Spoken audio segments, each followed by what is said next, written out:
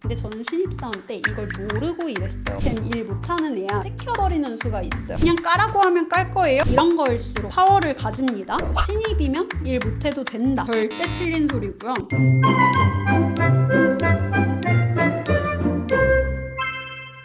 안녕하세요. 공대 나온 여자 사람들, 공여사들의 김과장입니다. 저는 대기업 L사에서 나름 알아주는 핵심 인재였는데요. 10년 차에 퇴사하고 지금은 3년째 제 사업을 이어오고 있습니다. 얼마 전 04년생 신입사원을 뽑았다고 말씀드렸는데 이 친구가 벌써 3개월이나 됐더라고요. 제가 보기엔 잘하고 있는 것 같은데 본인은 자기가 잘하고 있는 건지 모르겠다, 걱정된다고 해서 안심도 시킬 겸 이 친구가 뭘 더 했으면 좋겠는지 어디서도 들려주지 않는 대기업 10년차 과장 그리고 사업 4년차 사장이 말아주는 신입사원 3개월 차 되기 전에 꼭 해야 할 일 10가지 리스트입니다. 회사 생활 좀 잘해보고 싶다, 일 잘러 소리 들어보고 싶다 하시는 분들은 꼭 끝까지 시청해주세요. 첫 번째, 다 메모한다. 여러분은 여러분의 기억력을 얼마나 믿으시나요? 저는 제 기억력을 1도 믿지 않습니다. 그렇기 때문에 팀장이 부르든 사수가 부르든 누가 부르든 간에 무조건 메모장을 들고 갑니다. 노트도 좋고요. 근데 급하게 가서 폰밖에 없다 그러면 폰에 적으면 되겠죠? 무조건 적으세요. 여러분의 기억력은 틀렸습니다. 거기다가 이 메모가 좋은 게 태도 좋은 척도 할 수 있거든요. 팀장이 날 부른다, 넵! 하면서 볼펜이랑 노트 들고 가면 되겠습니다. 장단컨대 여러분이 입사 3개월 차를 넘어서 1년 내내 듣게 될 말이 너 이거 내가 말했던 거잖아, 몇 번을 말해야 알아듣니? 꾸준히 지속적으로 듣게 될 거예요. 그러니까 그런 말 안 들으려면 계속 메모하세요. 저도 아직도 계속 손으로 노트에 맨날 메모합니다. 왜냐? 까먹을까봐. 신입사원이 3개월 차 되기 전에 꼭 해야 할 일 두 번째는요, 조직도를 본다. 회사에서 제일 머리 좋은 사람들이 짜는 게 바로 그 회사의 조직도거든요. 조직도가 그냥 나온 게 아니에요. 우리 회사가 존재하는 이유, 몇 년 안에 달성해야 할 미션, 그리고 올해 안에 달성해야 할 목표, 이런 것들이 모두 반영된 게 바로 현재의 조직도예요. 그러니까 여러분의 조직은 괜히 있는 게 아니라는 거. 회사 전체 조직도에서 우리 팀이 어디에 있나, 어느 위치에 있나, 그걸 보고 우리 팀의 역할을 가늠하는 겁니다. 조직도는 이미 나와 있을 거고 이 조직도의 의미를 선배한테 묻는 것도 좋겠지만 선배는 신입사원 때 공여사 영상 안 봤을 거거든요. 잘 모를 수 있으니까 우리 회사 조직도를 가지고 챗GPT한테 물어보세요. 각 조직의 역할을 정리해달라고. 그러면 가장 일반적인 상황에 맞는 해석을 내어줄 거예요. 그걸 듣고 실제 내가 생각하는 우리 회사의 조직의 역할과 비교를 해보는 거죠. 이때 참고하면 좋을 건 우리 팀이 속한 바로 윗 조직, 그리고 그 조직의 장. 예를 들면 우리가 팀인데 바로 윗 조직이 담당이고 그 위에가 부문이고 그 위에가 실이다 라고 하는 것과 같은 조직 계위를 판단하고요. 같은 조직, 예를 들면 담당 안에 속한 우리 팀 말고 다른 팀은 또 어떤 팀들이 있는지, 주변 부서의 역할들, 우리 팀과의 차이, 이런 걸 조직도에서 알아두시면 되겠습니다. 그 이유는 우리 조직이 존재하는 이유가 아까 말한 회사의 비전, 미션, 목표, 이런 것들을 달성하기 위함인데 이런 것조차 모르면서 일을 한다는 게 말이 되지 않거든요. 근데 저는 신입사원 때 이걸 모르고 일했어요. 그러니까 삽질하는 거죠. 뭐가 중요한지도 모르고. 여러분은 이런 삽질, 헛수고하는 일 없도록 조직도부터 보시길 바랄게요.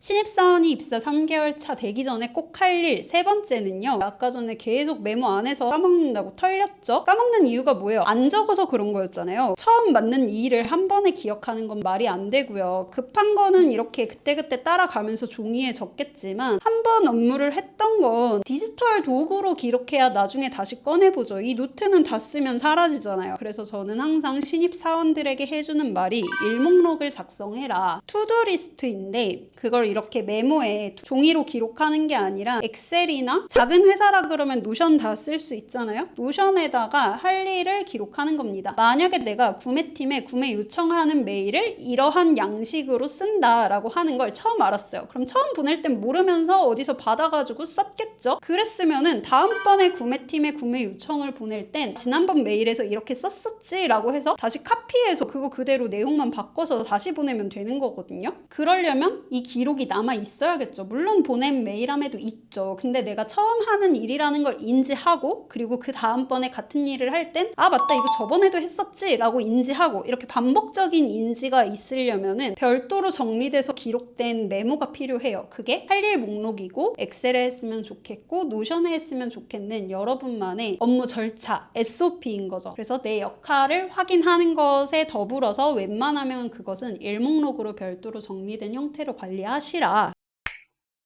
신입사원 3개월 차 되기 전에 꼭 할 일, 네 번째는요, 주변을 탐색하는 겁니다. 하나는 부서 내에서 내 주변 사람들을 탐색하는 거고요. 다른 하나는 부서 외에서 우리 팀과 협업하는 부서, 카운트 파트너 이런 걸 알아보는 거죠. 우리 부서 내라고 하면은 같은 팀 안에서도 파트가 또 쪼개져 있을 거예요. 보통 한 사람이 관리할 수 있는 팀원, 부하 직원의 숫자가 대여섯 명이라고 해요. 그러면 이 대여섯 명 단위로 관리하는 나와 가장 가까운 리더 가 있을 거고, 그 위에 또 그다음 조직장 거쳐서 올라가겠죠. 어쨌든 그 중에서도 내 주변 파트 사람, 나와 같은 일을 하거나 비슷한 일을 하는 사람들이 누군지 알아둬야겠습니다. 왜냐면 계속 부딪히게 될 테니까요. 부서 외도 마찬가지예요. 내가 만약에 영업팀이야. 그러면 영업지원팀하고 계속해서 소통할 일이 있을 텐데, 그 영업지원팀하고 영업팀하고의 관계를 알아둬야지 더 쉽게 내가 원하는 바를 이룰 수 있겠죠. 신입사원이라고 해서 무조건 막내고 무조건 의리고 한 게 아니라 그 안에서 일어나는 상호작용 이런 거에 따라서 일의 난이도가 달라지는 거거든요. 이 주변을 탐색하는 부분은 절대 놓치지 마시길 바랄게요.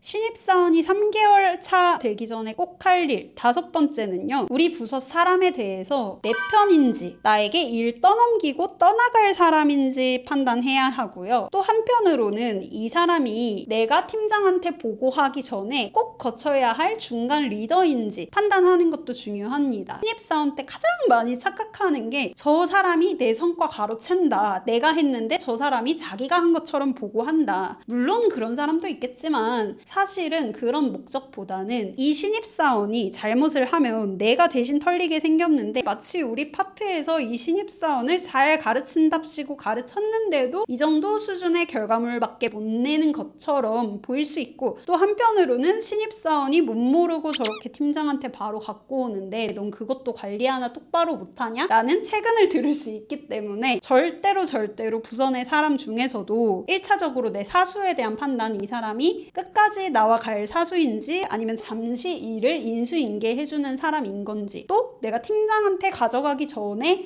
이 사람한테 먼저 보고해야 하는 사람인지 판단하는 게 중요하겠습니다. 예를 들어서 파트장이라고 어디 써있지 않다고 해서 파트장 빼먹고 팀장한테 직접 보고를 한다든지 이런 게 나중에 문제가 될 수 있거든요. 파트장이 기분 나쁘겠죠. 나한테 먼저 말 안 해가지고 팀장한테 먼저 말해서 내가 털리게 만드냐 같은 얘기를 들을 수 있어요.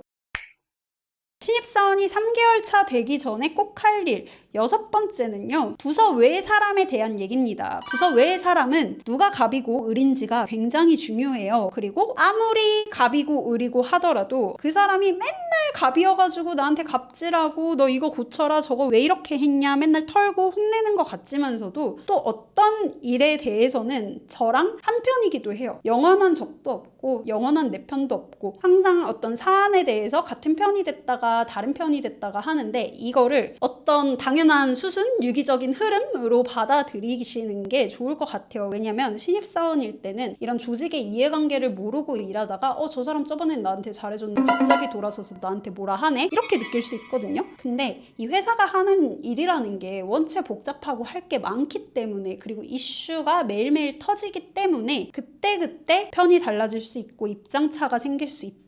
그러니 평상시에 누가 갑이고 누가 을인지 알아둬서 내가 겨야 할 때는 기구, 저 사람이 나한테 일을 떠넘기는 것 같을 때 내가 안 받아주면 그만이고, 또는 해줘야 나중에 도움받을 수 있고, 이런 복잡한 이해관계들을 물 흐르듯이 냅두면서 지켜보는 게 아니라, 물론 바로 파악하기는 힘들겠지만 조금 관심을 갖고 이럴 땐 누가 갑이고 이럴 땐 을이 되기도 하네 라고 하는 걸 좀 적극적으로 기준으로 판단을 해보셨으면 좋겠어요. 그래야 내 일이 편해지거든요. 내가 저 사람한테 지시를 해야 되는데 부탁합니다 하고 앉아있고, 또는 내가 사정사정해도 해줄까 말까인데 메일에다가 뭐뭐 해주시기 바랍니다 이렇게 바라는 투로 쓰고 있고, 이러면 안 되잖아요. 그럼 진짜 사람들이 비웃거나 또는 쟨 일 못하는 애야 그 첫인상만 가지고 찍혀버리는 수가 있어요. 그래서 항상 내가 이 일을 처리하는 흐름에 있어서 누가 갑이고 누가 아래쪽에 있었는지 이런 것들을 계속 일부러 관심 있게 인지하는 습관을 들여보시면 좋을 것 같아요. 신입사원 3개월 차 되기 전에 꼭 할 일 7번째는요. 우리 팀의 루틴을 파악하는 겁니다. 우리 팀 주간회의는 언제고요? 그 주간회의를 하기 위해 주간 업무 일지는 언제까지 써야 하고요? 언제까지 안 썼을 때 팀장이 극대노하면서 터는지 이런 것도 알아둬야 될 거고요. 점심시간은 언제고 점심시간을 몇 분 이후로 들어왔을 때 슬슬 눈치가 보이기 시작하는지, 또 커피는 언제 먹는지, 몇 잔 정도 먹어도 덜 눈치 보이는지, 이런 것들 우리 팀만의 되게 고착화된 루틴이 있을 건데 그 틀을 깨게 되면 눈에 띄거든요. 근데 우리가 좀 한참 적응하고서 좀 짬 좀 찼을 때 그래도 늦지 않잖아요. 처음부터 너무 특이한 사람이 되려고 발악하지 않는 게 좋아요. 왜냐면 오해를 살 수 있거든요. 나는 좀 있으면 일잘러가 될 싹인데 그 사람들에게 불필요한 오해를 심어주는 건 좋지 않잖아요. 그러니까 처음엔 눈에 띄지 않게 우리 팀의 루틴을 슬슬 가만히 지켜보면서 파악하는 게 중요하겠습니다. 신입사원이 3개월 차 되기 전에 해야 할 일 8번째는요. 우리 회사의 시스템 다는 못해도 내가 쓰는 시스템만큼은 완전히 익히는 겁니다. 회사에서 일 제일 잘하는 사람들이 누군지 아세요? 시스템을 잘 쓰는 사람들이에요. 그것도 우리 회사 시스템. 앞서 계속해서 말한 우리 회사의 구조, 일하는 방식, 비전, 미션, 왜 조직도가 이렇게 짜여져 있는지 이런 걸 아는 것만큼이나 시스템을 아는 게 중요하다고요. 실제로 가보세요. 어떤 회사를 가더라도 우리 회사에 특화된 그 시스템을 잘 쓰는 사람들이 일 잘한다 소리를 들어요. 당연히 그 많은 시스템의 기능을 다 암기하는 건 어려울 거예요. 복잡하니까요. 대신 내 일목록, 앞서 정리했던 그런 일목록을 기준으로 내 일과 관련된 시스템은 무엇이고 그 시스템에서 대체 뭘 내가 해줘야 하는지, 시스템 메뉴별로 그 시스템이 있어야 하는 목적과 그리고 그걸 내가 하지 않았을 때 발생하는 리스크에 대해서 알아두시면 좋을 것 같아요. 예를 들어서 매일 발행되는 어떤 타스크가 있는데 그걸 내가 적시에 처리하지 않으면 어떤 문제가 생기는지, 뒷단에서 문제가 생기는 건지, 사실은 별 문제 아닌데 팀장한테 괜히 쿠사리만 먹게 되는 건지, 이런 정황들을 시스템을 기준으로 파악해 놓는 게 이 직장 생활에서 생존하고 그 생존에서 우위를 점하는데 중요하다는 거.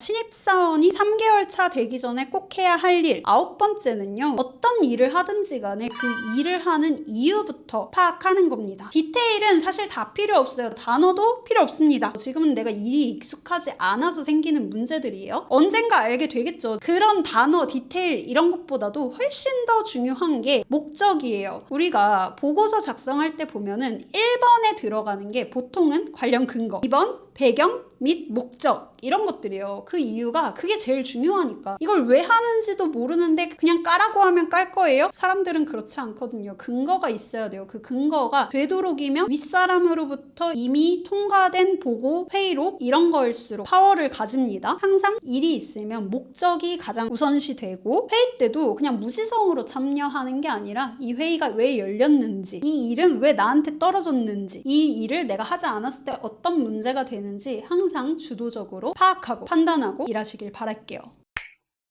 자, 신입사원 3개월 차 되기 전에 꼭 해야 할 일 마지막 10번째는요. 이번엔 일의 이유가 아니라 이 조직에서, 이 팀에서, 이 회사에서 날 뽑은 이유를 생각해보세요. 제가 최근에 이런 얘기를 들었어요. 신입이면 일 못해도 된다. 회사에서 신입한테 바라는 게 있을 리가 없다. 그러니까 일 잘하려고 뭘 노력하지 말아라 라고 하는 말을 듣고 너무 어이가 없었는데 절대 틀린 소리입니다. 방금 전에도 말했듯이 모든 일에는 이유가 있고 목적이 있어요. 이유 없는 일을 회사가 할 리가 없잖아요. 이윤을 추구하는 게 회사인데 이윤을 내야 되는데 이유 없이 급여를 준다고요? 그럴 리가 없잖아요. 절대 틀린 소리고요. 있고요. 9번에 이어서 10번에서도 마찬가지로 팀이나 조직에서 날 뽑은 이유가 있을 거예요. 보통 TO라고 하죠. 자리가 나면 사람을 뽑는데 왜 그 직무에, 그 팀에, 그 자리에 날 뽑았는지, 어떤 일을 시키려고 뽑았는지 가르쳐야 할 게 너무 많아서 오히려 더 짐이 될 것 같은데 바쁜 와중에 신입사원까지 가르치면서 일을 끌고 가야 하느라 팀원들 다 죽어 날 텐데 그럼에도 불구하고 나란 신입사원을 뽑은 이유가 있을 겁니다. 그 조직이, 그 팀이 또는 우리 파트가 기대하는 바가 뭔지, 실무적으로 어떤 문제가 있어서 날 뽑았는지 어떻게 해서든 알아내 보세요. 그 안에 답이 있거든요. 사람이 부족하든 성과가 빵꾸 나서 뽑았든 새로운 일이 조직에 떨어졌든 날 뽑은 이유는 있을 거고 그거 중심으로 뭔가 잘하려고 노력해 보시길 바랄게요. 물론 신입 때부터 그 모든 걸 잘할 수는 없을 거예요. 근데 급한 불 꺼주는 신입은 안 이쁠 수가 없거든요. 좀 더 작은 단위, 우리 팀 단위, 우리 파트 단위에서 봤을 때 날 왜 뽑았는지 그 TO의 사유를 파악해가지고 그것만큼은 내가 어떻게 해서든 단기적으로 목표를 가져가겠다라는 마음가짐으로 일을 해보면 어떨까.